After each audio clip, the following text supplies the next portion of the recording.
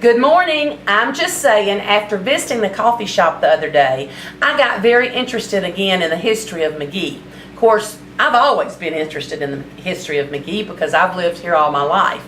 And I convinced these two guys, and it took some twisting of arms, to get them to come and talk to me a little bit about the way we were, about the way Magee was, and things that they saw happening in our city as they were growing up. With me today, I have Tommy Everett, who's lived here all his life. I have Lavern Butler, who's lived in Magee since 1950. His roots are in Smith County, but he moved to Magee in 1950.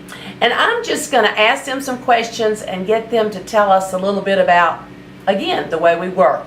I'm going to start with you, Tommy. Since you are from the beginning with your roots, I want you to tell me, what are some of the things that you have seen so much change? What have been some of the main changes that you have seen in Magee through your years? Magee's had steady progress over the last, as long as I can remember, and that's a long, long time. And of course, we're all pleased with that. That shows good leadership. Right. The business district has certainly moved from the location that it was when I was a youngster to what it is now. Moved out on the highway when the 4-lane came in, and we had access roads out there.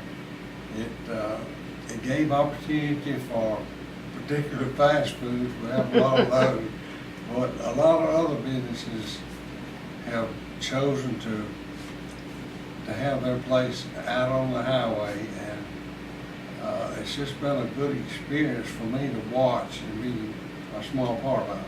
I know it has to be so interesting because, you know, the highway, which I even hate to say this because it dates me so, was built when I say the highway, I'm always referring to New 49. The ones opposite have been here forever, was built while I was in high school. And so these men did not come to Magee on New 49, especially Lavern didn't. So how did you get to Magee when you visited Magee growing up? We had to come where 28 is now. I guess it was 28 then, but it was not blacktop. It was a dirt road. Horace. And we usually came with a wagon and mules to town to get groceries, say like once a month. And I remember the blacksmith shops that they had on the main street in Magee. And we had these mules that had to have shoes. So we'd go to these blacksmith shops while we were here and have new shoes put on the mules before we took them back home. And I also remember the streets in Magee were just regular gravel, dirt streets. You know, they haven't done anything like we have now. It's just been a big change. It has to be so interesting to have watched that change. You know, from gravel streets to paved streets to a highway that didn't even exist to now that we all fuss about it because it's carrying so many people. And some, you've got to remember now that when people came from Jackson to Hattiesburg or the coast, they came right through the middle of Magee. And it would be funny because if we were having the Christmas parade or the homecoming parade, they would stop those poor people on the highway and make them wait for the whole parade before they would let them go through. So I know there had to be a lot of people happy when that highway came about. Tommy spent a lot of his years, all your years at Magee High School, and was a part of the football team. And one other little tidbit I want to tell you is that where the Magee High School auditorium now sits, is where Tommy's home was when he was growing up. His daddy, G.T. Everett, that's where their house was. Right. And you get me started and I'll tell more than he does, but I have to tell this too, that his daddy always made the lemonade for the ball games. And he was absolutely the best lemonade maker in the world ever. GT was. I don't know that Tommy got that talent. But I want you to tell a little bit about the days of the Burrhead, about the football field. Now, where the football field now, is that where your football field was? No.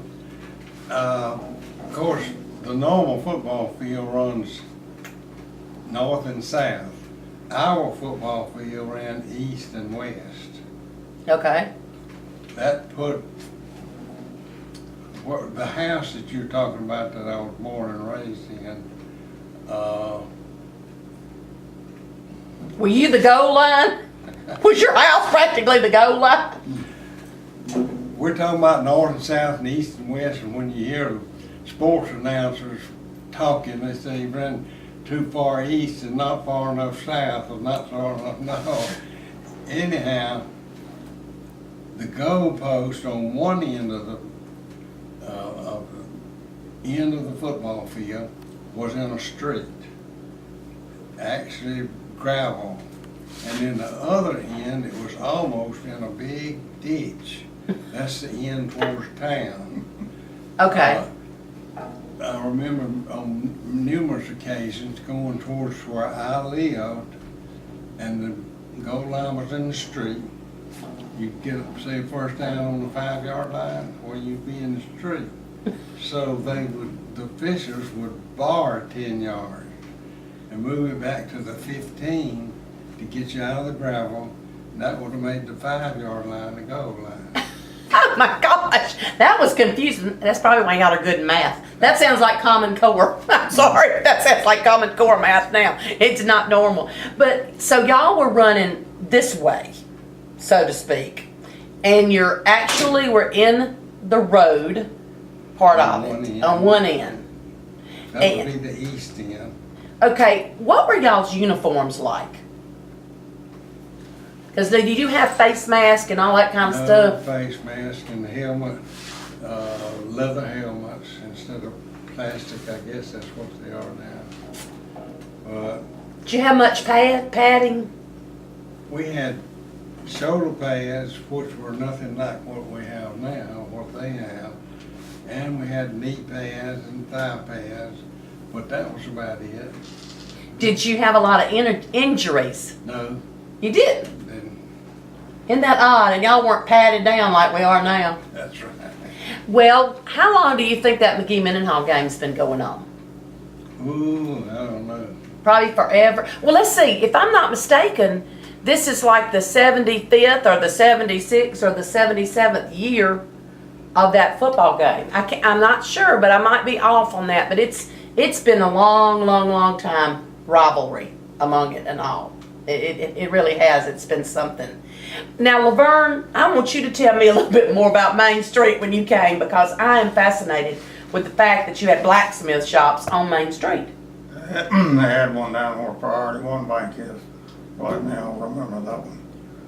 And also, something I didn't say, that all the gins you had in Magee at the time when I was a kid, we'd bring a cotton over and have a gin. And Mr. Ariel Everett, had a gin down there about where Jack Pace's office was. Mm-hmm. And we'd bring cotton over and have a gin, and then of course they would bale it and ship it off, and we'd sell it, be like that. They'd pull that cotton like this, to give you the grade and all this. And that's been a long time ago, and probably people living now don't even remember that kind of stuff. But anyway, it was interesting to me how things have changed since then. So now that's probably back in, in the 30s probably. I saw the gin for years growing up. I never saw it working. I didn't. We're going to continue our discussion, and I know you'll want to see part 2.